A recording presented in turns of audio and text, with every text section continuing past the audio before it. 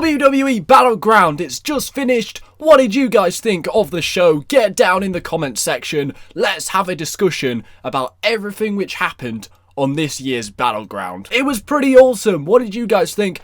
I really enjoyed it. Some really good matches, really good booking. Overall, it was pretty perfect. If we can get 500 likes on today's video, I will do a Raw preview later today, talking everything about Monday Night Raw. We'll talk predictions, rumours, news, everything like that. Anyway, this year's Battleground for 2016 is going to get an 8 out of 10 from me. Such a high rating. Why am I rating it that high? Let's get right into the discussion. It was just bloody awesome. This pay-per-view was great. So the number one thing we need to talk about is the number one match, the main event, the Shield triple threat. We waited so long for this match, years and years. It's been bloody 2 years since the Shield split up, and we just finally got that match, the Shield triple threat, and it was so special, and it certainly delivered. The news surrounding it was all about Roman Reigns coming back to the WWE, but I don't think he was that bad in this match. I thought he was pretty good. I thought Dean Ambrose retaining the title was certainly the best decision they could have made. SmackDown, they didn't do too well in the WWE draft, so keeping the WWE Championship on SmackDown gives them something to talk about and something to shout about. It just didn't make sense for Monday Night Raw to take the WWE Championship, considering SmackDown before the match only had the WWE title and the Intercontinental Championship, so the SmackDown needed to keep the WWE Championship. Dean Ambrose only won the title a month ago. That's not a very long time, so for me, they definitely made the right decision. But the match was fucking awesome. It just felt like everybody knew what they were doing. It just felt like they planned everything.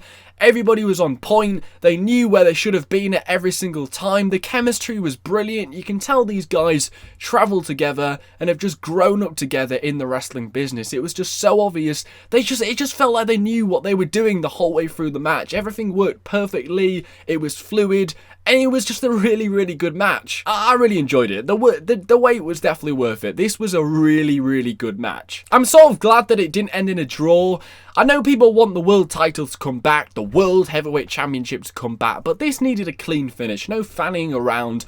Just have a main event which ends clean. And that's exactly what they did. It was a standalone, decent main event. It was fun, really cool to watch, and Dean Ambrose walks out as champion. I have absolutely no problems with that. So certainly, we waited a long time for this Shield triple threat, but did it deliver? Boy, did it deliver. This match was awesome. I really like the ending when Roman goes for the spear, Seth Rollins is taken out, then Dean Ambrose comes in, dirty deeds on Roman Reigns and steals the victory. Overall, a pretty good match, and I'm going to give it a 9 out of 10. Well, I don't really know if they're going to have a Shield triple threat again at SummerSlam. What do you guys think? Do you want to see this match again? I don't know if I can wait another 5 weeks to have another Shield triple threat, or they're just going to do something completely different. I wouldn't mind if they do this match again. I just feel like we kind of feel a little bit burnt out with it now, and they've done it. We got it. But could you really stand in another 5 weeks of a Shield build-up for another match at SummerSlam? I'm not quite sure. The next match we have to talk about, of course, is John Cena, Big Match John, teaming up with Enzo and Cass to take on the club. Now, this match made absolutely no sense. I mean, why did they have a WWE draft a few days before a pay-per-view? I don't know. Because basically the club, they don't even exist anymore. AJ Styles is on SmackDown and the rest of them are on Raw. So this match just kind of didn't really feel as special as it could have, but it was still pretty awesome. I really liked it. Now, the promo before the match from Enzo Amore was just amazing. He was spitting bars. This was brilliant. He is quickly becoming, him and Cass, my favourite duo of all time. They are fucking brilliant. He is hilarious. The crowd love it. It's awesome to watch, and it really got you pumped for the match. I think they're on fire. Enzo and Cass are awesome. John Cena, he lost the first match against AJ Styles, so it only made sense for Cena to get his win back against AJ here. They'll go into SummerSlam and have their last match. It's now 1-1. It makes complete sense. It didn't make sense for AJ to win the match again. It's now 1-1. They'll go into a final match at SummerSlam.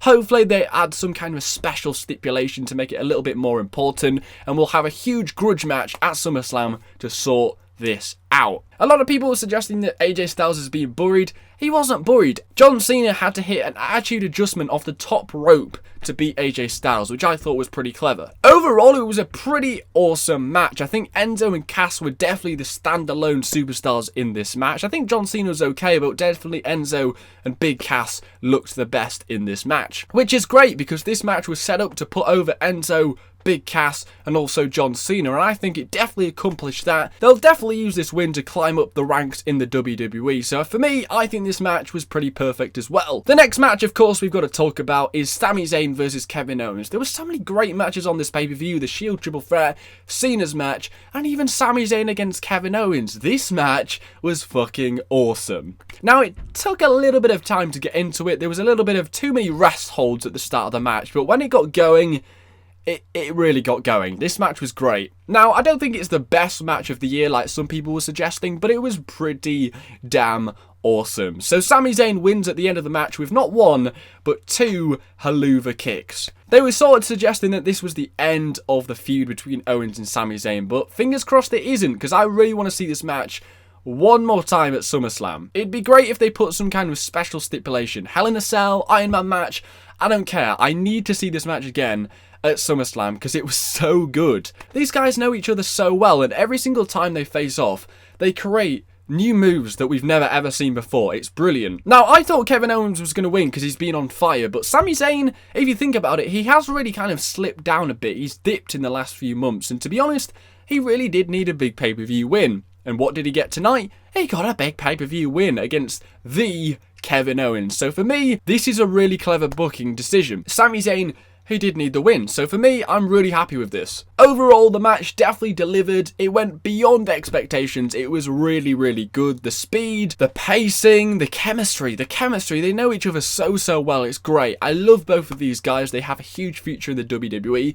How they haven't been world champions yet is a huge shame. I can't wait until they bring the World Heavyweight Championship back to Monday Night Raw, so guys like this can challenge for the World Heavyweight Championship, because they are definitely world champion material. Yeah, this match was awesome. It's definitely going to get another 9 out of 10 from me. Another match which was damn awesome was the Wyatt family against the New Day. This was freaking sick. The star of the show was definitely Xavier Woods. He was fucking awesome. He's like a video game character. When he got going at the end of the match, things got freaking insane. Now, he was a bit perplexed by Bray Wyatt. He didn't know what was going on here. Was he going to join the Wyatt family? Was he not? And this was happening during the match. What the hell? But Xavier Woods soon snapped out of that, and he turned it up a gear. He was absolutely awesome. Xavier Woods has definitely improved in the last few months. He is amazing. I definitely like that move he did off the top rope, where he goes from the top rope, and then he goes along the ropes a little bit, and then jumps off and does a kind of frog splash. That was insane. So Bray Wyatt and co did get the win, but for me, it kind of felt like it wasn't really a win for the Wyatt family as such, because they're not really going to be together anymore, because Eric Rowan is now on SmackDown with Bray, and Braun Strowman's on Raw. But for me, it kind of felt like it was just a win for Bray Wyatt instead of the Wyatt family, which I'm happy with, because for me, Bray Wyatt, he's being held back by the Wyatt family. The match was good, but I feel like Braun Strowman and Eric Rowan, they do hold him back a little bit, and I think Bray Wyatt, he can definitely do things on his own. He doesn't need people to back him up, and I think this was more of a win for Bray than it was for the Wyatt family. The Wyatt family weren't really involved in the ending towards the match. It really was Bray hitting his sister Abigail and getting the win for himself. So for me, lots of momentum given to Bray Wyatt here, and hopefully he can use that to go on to bigger and better things. I can definitely see him being a huge star on SmackDown, so this was a great decision. And the New Day, since it wasn't for the titles, they didn't really need the win, so no complaints. Yeah, this match is pretty awesome. I mean, it had everything. There was great pacing. I kind of feel sorry for Big E, who went flying out the ring with his spear, and his neck was busted. Oh my god, that was crazy. But this match has some great pacing to it. I kind of find Braun Strowman a little bit boring,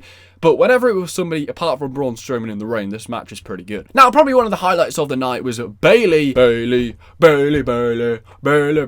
Finally, she has come to the WWE, but from what Michael Cole said later in the night, it does kind of sound like it's a one-off thing, which freaking sucks. That absolutely sucks. Michael Cole said something like, it was a one-off appearance. He said something like that later on in the show. Now, I don't know if you need to take that with a pinch of salt or something. I really hope you do, because I really want to see Bayley in the WWE. They ballsed it up. They should have had Bayley come up to the main roster on Tuesday with the draft. They didn't. But if you think about it, they can't take too many NXT stars, because then NXT would kind of mean nothing and they wouldn't really have anything to do. So is Bayley really coming to the WWE, or is this just a one-off thing? Now, if it is just a one-off thing, then it kind of feels a little bit pointless. I mean, the crowd loved it. They were super over. They popped for Bayley's music. They popped for Bayley. They were chanting Bayley the whole way through the match. You couldn't get away from it. But what's the point of bringing Bayley up if she's not going to come to the main roster for maybe another 1 or 2 months once she's done with NXT? They might as well have just left her in NXT. I mean, yes, it was an awesome moment, but the kind of awesomeness and the special factor of Bayley coming to the main roster is going to die out if she doesn't really come to the main roster for another few months. I mean, she's kind of started a wave now. People are like, yes, Bayley's coming back to the main roster, but then when we don't see her on Raw tomorrow, or we don't see her on SmackDown the night after, and then we have to wait another month to see Bayley, we'll just kind of be like, meh, yeah, okay. But there's many times in the WWE where we're kind of really disappointed with things like this. I mean, we've got a special partner. We don't know who it is. How many times have we had somebody like Paige, Cameron, bloody Naomi announced as the special partner? But they actually did it. They finally did what we wanted, and we got Bayley. So no complaints from that. But if it is only a one-time thing, it does kind of feel a bit meh. But this match is pretty good. It wasn't anything too special. I think we were just kind of getting over the fact that Bayley really was on our TV, and she was on the main roster for once. It wasn't an amazing match. It was pretty decent, but it wasn't anything outstanding. It was a lot better than the other women's match on the roster. Now, the WWE seem like they can't really work out how to book 2 women's feuds at once, because they booked the Sasha Banks and Charlotte feud brilliantly. By the way, I really hope Charlotte and Sasha face off for the title at SummerSlam. We should have got it at Battleground. Hopefully we get it at SummerSlam. But the Natalya and Becky Lynch feud, the build was awful. And the match was even worse. And what made it even worse was the heel won the match. I mean, it was a terrible match to start off with, but then the person we didn't want to win won. I mean, Natalya's a veteran. She should be putting over people like Becky Lynch. And what's Natalya really going to do with this momentum from beating Becky Lynch here? She's a horrible heel. I don't want to see her anymore as a heel, so what's the point of giving her the win? It was a really bad match. It was really slow. They spent most of the match on the floor just wrestling together. It was crap. It meant nothing. Ugh. Another match which was just like, was the Miz and Darren Young match. I thought what we saw of it looked pretty decent. We got a good 5-minute nice little wrestling match. Darren Young has definitely improved. His gimmick, it can go places, but the ending to this match was just retarded. Now, I thought The Miz was going to retain. I definitely thought The Miz was going to retain. I thought it was way too early to put the belt on Darren Young. They hadn't really built him up that well. I mean, he didn't even really win the Battle Royal. He didn't eliminate anybody at the end of the match. He just was the last one standing. Now, he can definitely win the title at SummerSlam, but it was a little bit early. So for me, The Miz is the right guy to win this match. But why did it end? The referee counted the bell, but nothing had really happened. I mean, I don't know how that means it's an end of the match. I have no idea. Now, I don't know how The Miz is still holding on to that championship when you don't have a second World Heavyweight Championship. You've got guys like Kevin Owens, Cesaro, Sami Zayn, the list goes on, of stars who are mid-carders. And then you've got a guy like The Miz who's holding on to a mid-card championship for like over 100 days. This guy needs to drop the title. He's boring. We're a bit bored of him now. He was barely on TV for the last 2 months. Drop the damn title. The next match we're going to talk about is another mid-card championship. It was the Rusev against Zack Ryder. Why does everybody that faces Zack Ryder have to be patriotic? Zack Ryder looked like an absolute idiot wearing all that American flag stuff. I'm just sick of it being Bulgaria against USA. It's just pathetic. It's the same thing over and over again. This match wasn't anything special. This was literally a squash match. It wasn't really anything else we expected. No way are the titles going to flip-flop since we only had the draft on Tuesday. And Raw has so many more superstars, there was no way they were going to lose the United States Championship. They've got loads of people on their roster. They need the US title over on Monday Night Raw. So this match was really predictable, pretty boring, and it didn't really mean anything at the end of the day. We also got Mojo Rawley at the end of the match, which made absolutely no sense because Rusev just stared at him. He just completely no-sold Mojo Rawley, walked out the ring, and that was that. Are we going to get a tag team between Zack Ryder and Mojo Rawley once again? That is something I could get behind because they don't really seem to know what to do with Zack Ryder. at least they would know what to do when they had a tag team of Zack and Mojo. Lastly, I just want to talk about the kickoff show match, which was the Usos against Breezango. This match was actually surprisingly really good. I'd say this was one of the best matches of the show, and they gave it away for free. Breezango were absolutely cheered out the building. This was really nice to see. The Usos once again get a really bad reaction. People are just bored of the Usos. So Breezango won the match with a roll-up. Fandango got the roll-up win. The crowd were absolutely buzzing. I haven't heard a loud reaction on a pre-show like that before. That was absolutely crazy. I could really get behind this tag team. People seem to like it. It's unique. It's pretty clever. They're pretty awesome. Great wrestlers. They could definitely have done a lot more in the last few years with them. And they're just way better than the Usos. So for me, this was a really good match. And they gave it away for free. So what did you guys think of this show? I'm really happy that Dean Ambrose is still champion. That makes complete sense. Will Monday Night Raw get a World Heavyweight Championship in the next few weeks? I'm guessing they probably will. But SmackDown, they only have 2 championships. They needed to keep hold of that. The only thing that can really make SmackDown great is putting Bayley on SmackDown. But is she even staying with the main roster? We don't really know. Anyway, I thought the Shield Triple Threat match was fucking awesome. Sami Zayn against Kevin Owens was fucking awesome. Bayley, that was fucking awesome. And even Randy Orton. Oh my god, we haven't talked about Randy Orton. His promo with Chris Jericho was freaking insane. This was hilarious. Chris Jericho is doing like the best work he's ever done with the WWE in for ages. He's amazing. He's just so good. Drink it in, man. And then Randy Orton's like, he doesn't need enhancements like Brock Lesnar. Oh my god, this was great. This was great. I usually don't like segments or promos on wrestling pay-per-views, but this was awesome. Randy Orton's back. He looked as good as ever. Chris Jericho looked as good as ever. This was hilarious. This was funny. This was awesome. This was definitely worth $9.99. Holy shit. Amazing. It was so good when Randy Orton mentioned Fandango. At least I didn't return to face Fandango 9 months later. That was what Chris Jericho did at WrestleMania when he lost to Fandango. How things have changed in the last few years. But anyway, this pay-per-view is going to get an 8 out of 10 from me. 500 likes is the aim. I hope you guys did enjoy Battleground. Let's get a discussion going down in the comments section. Take care. Spike your hair.